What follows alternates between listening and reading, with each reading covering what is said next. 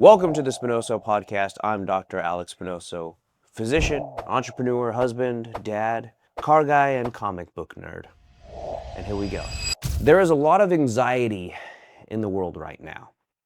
And I want to acknowledge that because it's real. The cultural shifts that we have seen lately are absolutely massive. The political noise is absolutely relentless. AI is absolutely changing everything about how people work, how they create, how they think. Economic uncertainty is a fixture of literally daily conversation on the news, on social media, etc. And everywhere I go, I hear some version of the same exact question over and over. In fact, I find myself asking it. What if it gets worse? What if things really fall apart? What if this is the beginning of something astronomically horrible, another world war across multiple nations? And I understand the impulse. The what if is a natural human response to uncertainty. Your brain is wired to literally run the worst case scenarios since humans were created. Why? Because we need to avoid getting eaten by a triceratops or a T-Rex. Okay, I know triceratops are herbivores, don't come at me. Or are they? Look, I've been doing this since we've been dodging predators on the savannah. But I want to offer a different thought today, one that has completely changed the way I move through really uncertain times. I stopped asking, what if? And I started asking, even if. And there's a massive difference between those two words. What if is a question that spirals. What if the economy tanks? What if the regulations change? What if AI replaces everything? What if the whole thing falls apart? What if absolutely has no floor? You can just keep asking it forever and it leads nowhere except more anxiety and more fear. Even if is a declaration. Even if the economy tanks, you're going to find me building. Even if regulations change, you're going to find me adapting.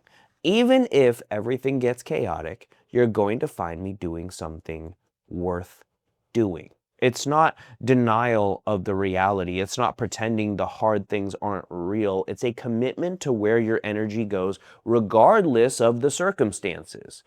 And here's what made me start thinking about this differently. I started looking at history. Not the history they teach you, dates and battles and treaties and all that. The other history.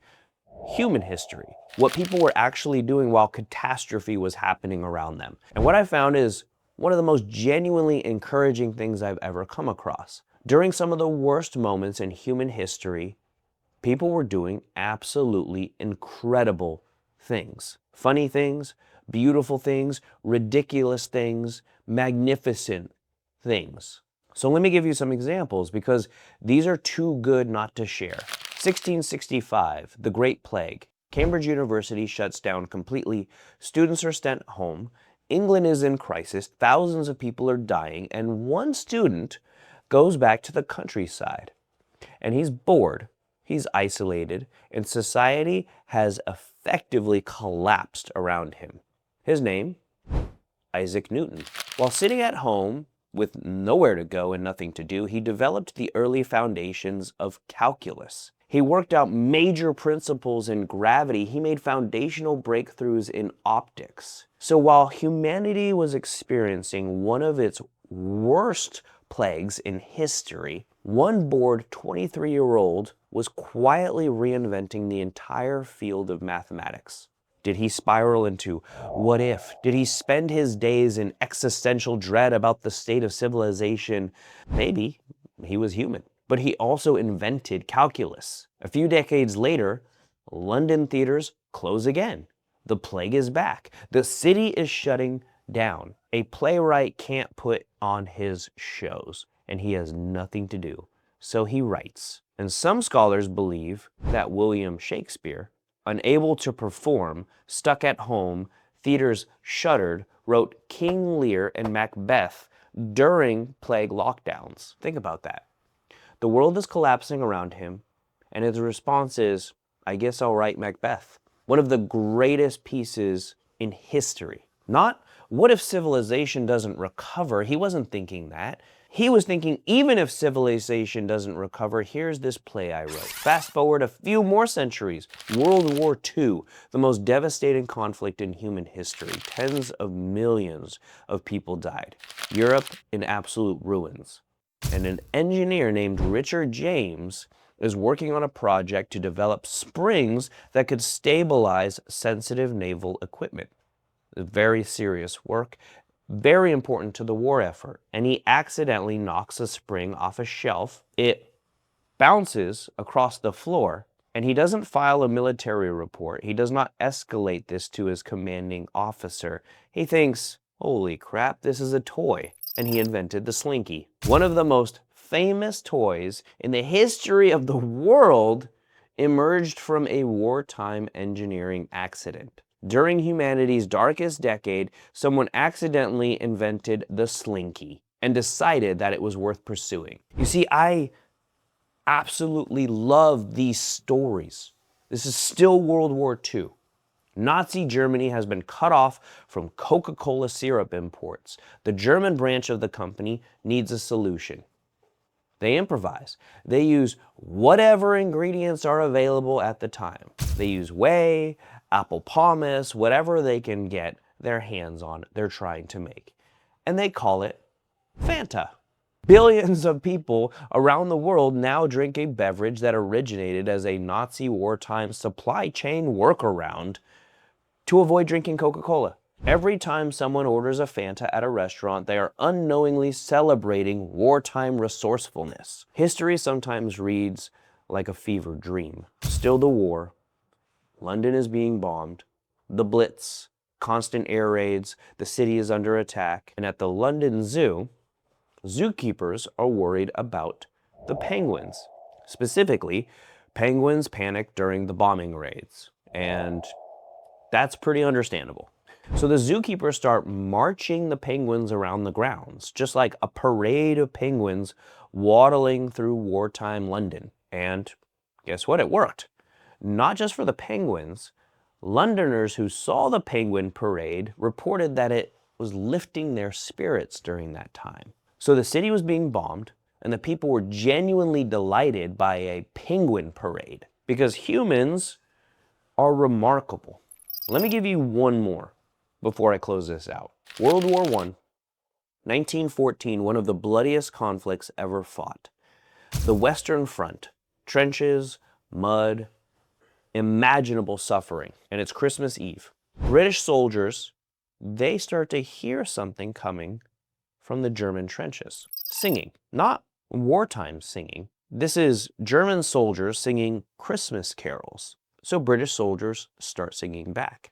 And then, in one of the most extraordinary moments in the history of warfare, soldiers on both sides climbed out of their trenches, they walked into no man's land, they exchanged gifts, and they showed each other their family photos. In some places, they were playing soccer with each other. And one British soldier literally wrote in his diary that he found himself chatting and laughing with the German soldier he had been trying to kill the day before. Now, this is known as the Christmas Truce. In the middle of one of history's worst wars, ordinary people briefly refused to be enemies.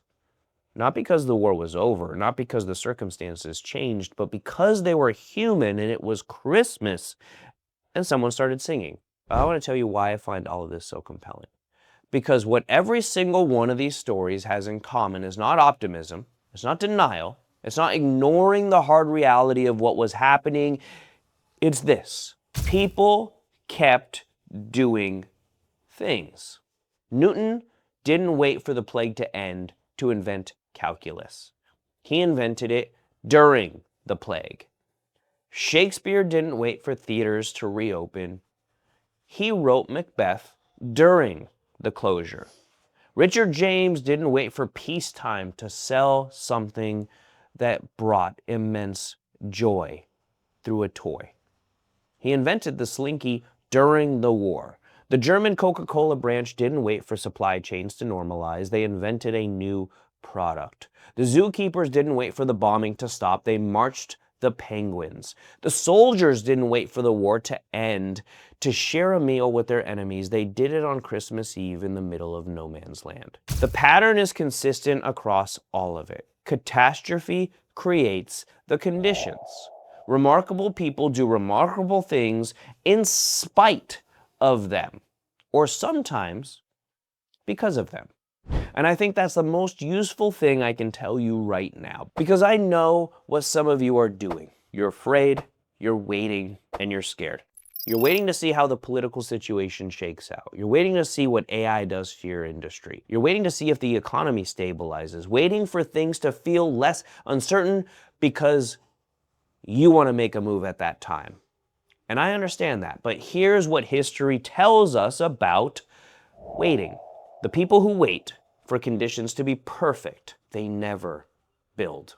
But the people who build despite imperfect conditions, those are the ones whose names we know. Newton didn't need a good year to invent calculus. He needed an interruption. Shakespeare didn't need open theaters to write his best work. He needed forced stillness. Sometimes the disruption is the door. So let me bring this home to something absolutely concrete. As a business owner, in 2026, you are building during a genuinely turbulent moment.